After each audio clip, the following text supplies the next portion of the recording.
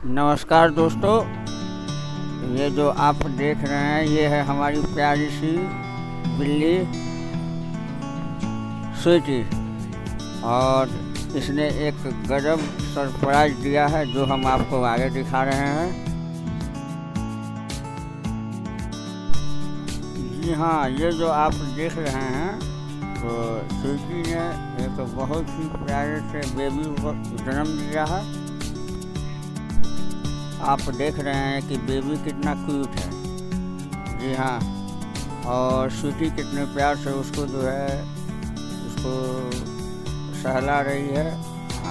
उसको जो है चारों तरफ से साफ कर रही है और देखने में ये काफ़ी खूबसूरत है। फिलहाल स्वीटी ने एक बच्चे को जन्म दिया है और बच्चा पूरी तरीके से ठीक है। और अब देखते हैं कि आगे क्या होता है। बाकी स्वीटी अपने बच्चे से बहुत प्यार करती है और स्वीटी भी थोड़ा सा थक चुकी है।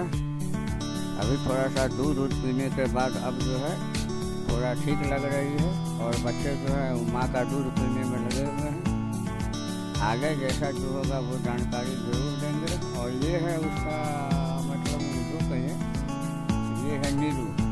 जी हाँ, तो ये दोनों एक ही साथ रहते हैं और ये नीलू है और ये स्वीटी है। तो स्वीटी ने एक बच्चे को जन्म दिया और नीलू भी काफ़ी ख्याल रखती है।